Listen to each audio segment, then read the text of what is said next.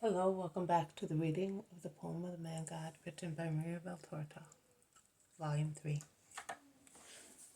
Chapter 380, Part 2. The Parable of the Unfaithful Steward, Essenes and Pharisees. And Jesus lowers his beaming eyes, his blissful face. He conceals his wonderful smile, bending over the sick people, whom he caresses and cures, while they are seized with astonishment, looking at the bright, loving face bent over their misery to make them happy. But at last he must stand up and show the crowds the face of the peaceful, Holy One, of the God incarnate, still wrapped in the brightness of the ecstasy. He repeats, "Peace to you." Even his voice is more melodious than usual, as it resounds with sweet, triumphant notes. It spreads powerfully over the silent listeners, searching for their hearts, caressing them, shaking them, and inviting them to love. Everybody is deeply moved, with the exception of that group of Pharisees, who are more arid, coarse, prickly, and harsh than the mountain itself, and are standing like statues full of incomprehension and hatred in a corner. And with the exception of the other group, all dressed in white and standing aloof, listening from a brow, and whom Bartholomew and the Iscariot point out as Essenes. And Peter grumbles, "And so there is another extra foul run of hawks." "Oh, never mind. The word is for everybody," says Jesus, smiling at Peter, referring to the Essenes. He then begins to speak. "It would be lovely if man were as perfect as the Father in heaven wants him, perfect in every thought, affection, deed. But man does not know how to be perfect and misuses the gifts of God, who has given freedom of action to man, ordering, however, good things, advising perfect things, so that man might not say, 'I did not know.' What use does man make of the freedom given to him by God? The greatest part of men use it as a child would, or as a fool. The rest use it as criminals. Then death comes, and man is subject to the judge, who asks severely, 'How did you use or misuse what I gave you?' A dreadful question.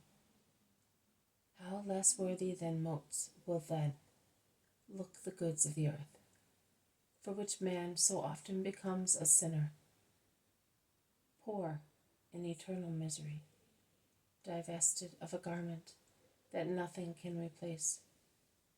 He will stand dejected and trembling before the majesty of the Lord, and will find no word to justify himself, because it is easy to justify oneself deceiving poor men, but that cannot happen in heaven. God cannot be deceived, never. God does not resort to any compromise, never. Now then, how can one be saved?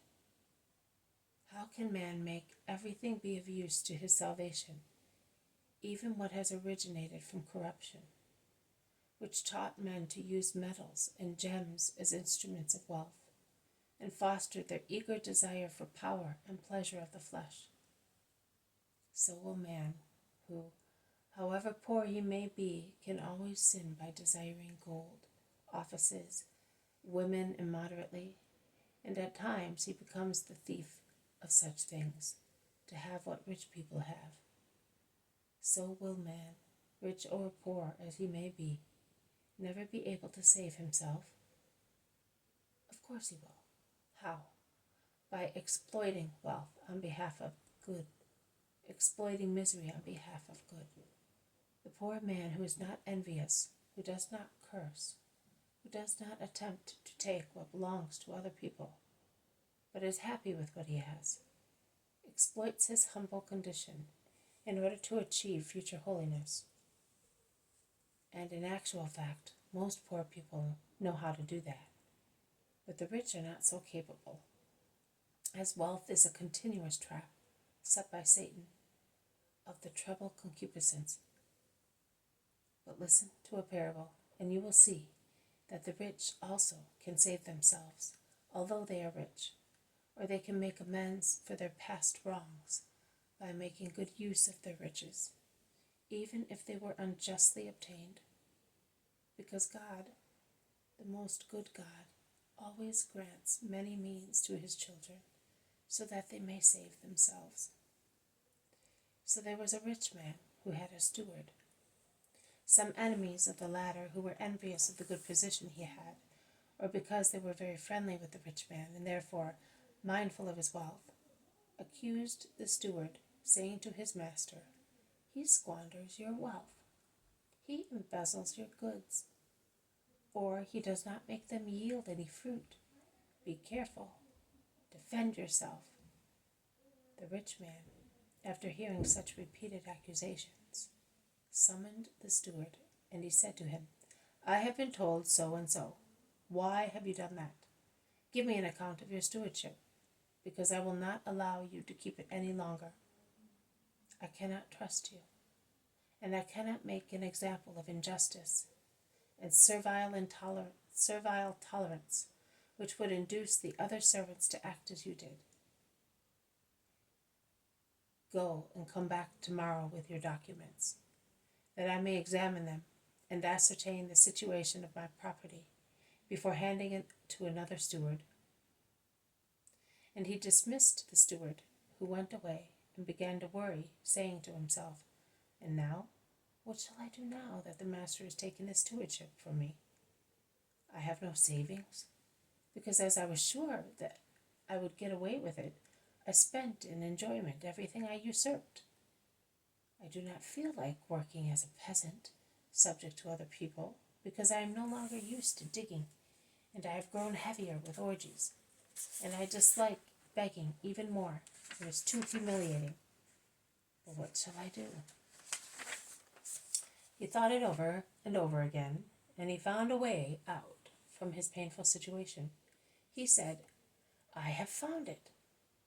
As I secured a pleasant life for myself so far, in the same way I will make sure that my friends will offer me hospitality out of gratitude when I am dismissed from my office.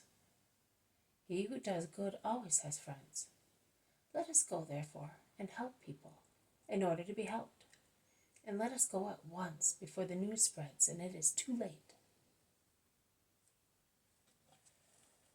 This has been a reading from the poem of the Man God, written by Maria Valtorta, Volume 3, Chapter 380, Part 2, The Parable of the Unfaithful Steward, Essenes and Pharisees. Thank you for listening. I will see you tomorrow. May God bless you, and may peace be with you.